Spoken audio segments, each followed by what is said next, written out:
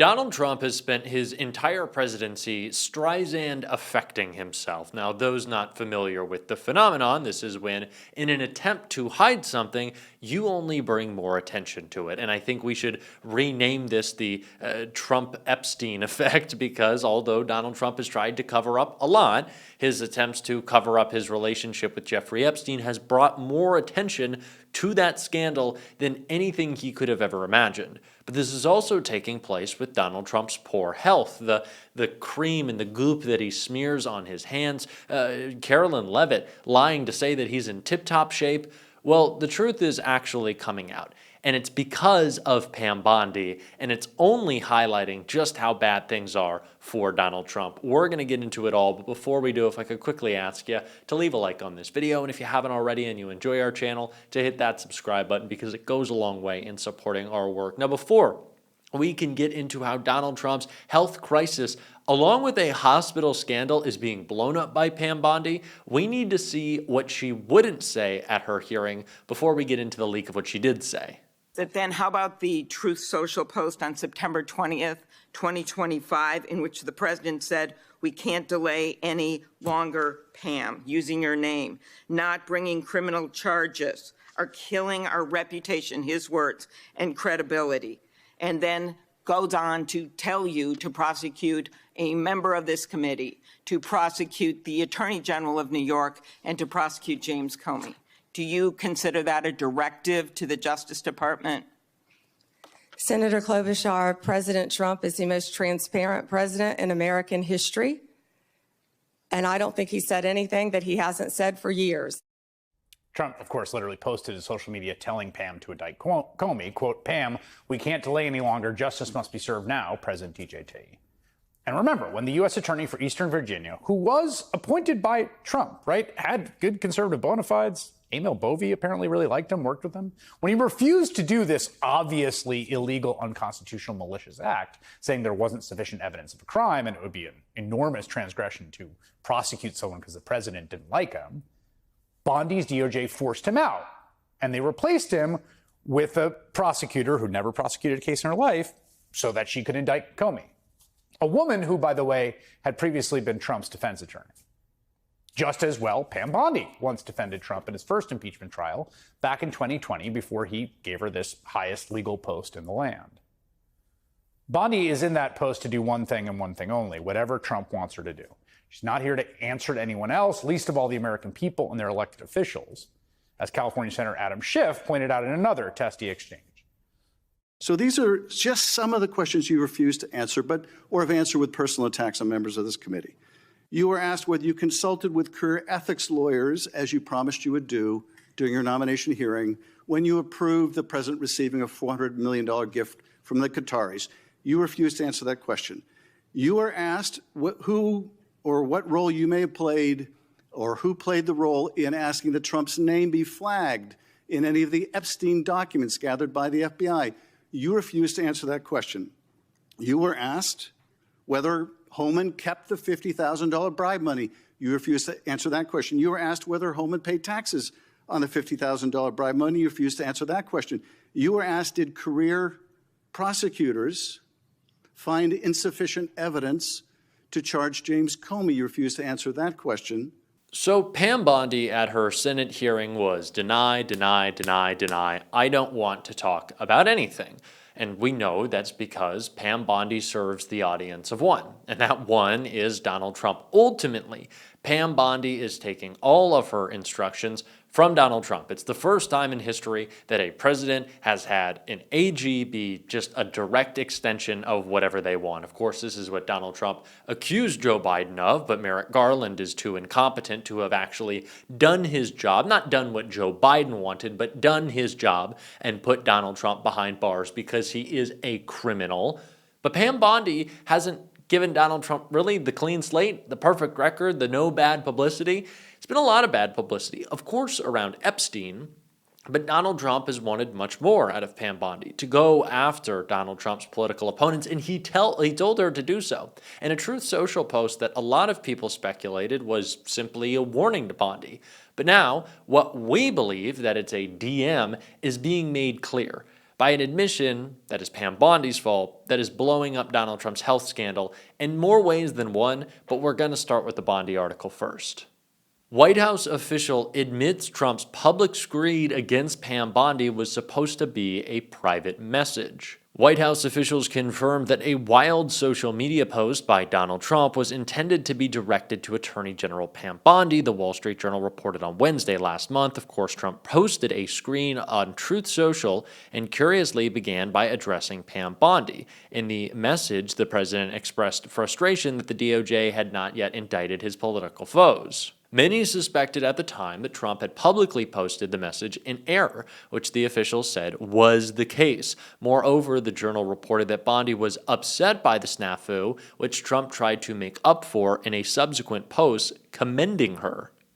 On September 20th, Trump meant to send a private message to Attorney General Pam Bondi, urging her to prosecute former FBI Director James Comey and his other favored targets, according to U.S. officials familiar with the matter. "We can't delay any longer. It's killing our reputation and credibility," Trump wrote. Trump believed he sent the message to Bondi directly, addressing it to Pam, and was surprised to learn it was public, the official said.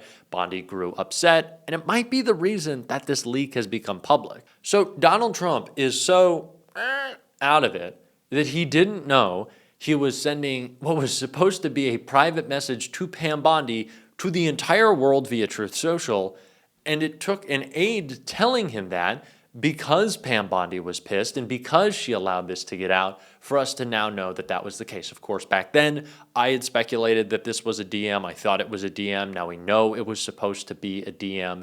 But this is bringing a lot of attention, obviously, to Trump's decline, which has only been made worse by the fact that his doctor visit, his annual checkup, is coming up, and there's a reason why it's not so great for Trump. Trump traveling to Walter Reed on Friday for checkup and to meet with troops. Donald Trump is expected to travel to Walter Reed National Military Medical Center on Friday for his yearly checkup, White House Press Secretary Carolyn Leavitt said in a statement, noting that he would also have a planned meeting with troops. Trump's visit to Walter Reed comes just months after the president received what the White House called the annual physical examination on April 11th. This is interesting because that April announcement was the White House using a disgraced doctor to declare Trump healthy. The White House is vouching for Donald Trump's health using a disgraced doctor who gave up his full-time medical license and was stripped of his military rank after a series of scandals. It, being the White House, issued a statement in the name of Ronnie Jackson and not that of the actual White House physician. Jackson is now a MAGA loyalist member of the House of Representatives. So Donald Trump has his actual annual physical coming up, even though his supposed annual physical, he was perfectly fine. Now, of course, that physical was given out by a fake doctor, a MAGA stooge who can no longer practice medicine because of their scandals and screw-ups while they were practicing. And that is who we have to trust with Donald Trump's medical reports? Yeah, I don't think so. This visit, this hospital visit, is becoming big news, especially to people like myself who actually care to investigate and talk about Donald Trump's health while the mainstream media seems focused on anything else. But this is important. Donald Trump has worked tirelessly to cover up his cognitive and physical decline, and it seems like the press just wants to go along with it. I feel like Lawrence O'Donnell and I are the only people talking about how Trump literally conducted an interview with Jake Tapper over fucking text. Are you serious? Are you serious? And it's not that he did an interview over text because he was just so on the go and so busy. MAGA likes to say that Donald Trump, more than any president in history, he loves talking to the press. He's with the press all the time, so why couldn't he sit down with Jake? And Jake, what the fuck is wrong with you? Tapper said on air, there were many questions the president didn't answer, and he said, waiting to hear back from you soon, Donald. Love, kisses. Hey, Jake, maybe do your job and tell us what the president, or really, let's be real here, tell us what Stephen Miller was not willing to answer in this text interview. It is insane that we don't know that. It is journalistic malpractice. It is a complete failure. Jake Tapper, you're getting walked all over. But again, this is what Donald Trump thinks he can do. This is what Mike Johnson thinks he can do, not just with Donald Trump and his health, because of course everyone's going to say he's in tip-top shape, but Mike is also as Donald Trump wants him to, hiding the Epstein files. And he's doing it by refusing to swear in a duly elected member of Congress who won her district with like 70, 80% of the vote. And Chris Hayes, thank God someone is, gave it some attention that I think you should pay attention to right here. Why won't he swear in Grijalva now? Well, it appears to have, contra Johnson, everything to do with Jeffrey Epstein. She has already said, Alita Grijalva, that she will sign onto that bipartisan discharge petition that would force the House to vote on the full release of the Epstein files once the number of signatures on that petition reaches the magical number of 218.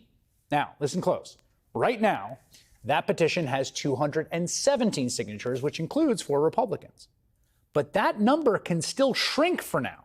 You see, according to the House rules, quote, members may add or remove their names until a petition has obtained 218 signatures. If a discharge petition reaches this threshold, a majority of the House's 435 members, the list of names is frozen, printed in the congressional record, and the discharge motion is entered in the House Journal. In other words, right now, because the Epstein discharge petition is just one singular signature short of the big threshold, people can take their names off it. They can change their minds. Right now, Johnson can pressure the 4 Republican signers to do just that. He has time to do it as long as he keeps Adelita Grijalva out of Congress. You see, because the second she swears in, she signs the petition and it's done. There's no backsies.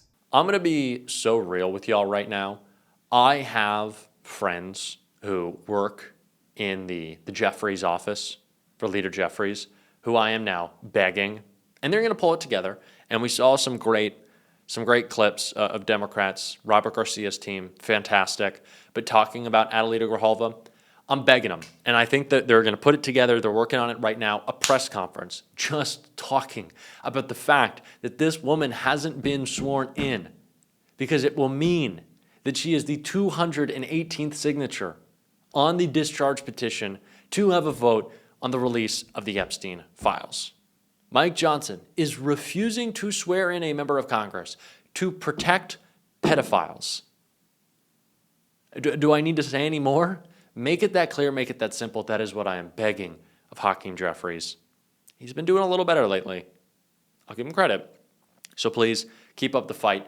We're going to on this channel every single day. I know you are. And if you want to support that, as always, you can hit that subscribe button, leave a like on this video. If you stuck around to the end, drop a blue heart in the comments. And I would like y'all, if you have time, to check out the battle I went into with Piers Morgan right here over Donald Trump's cognitive decline. Please check that out and keep on fighting. Don't let him silence you. And until next time, I'll see you soon.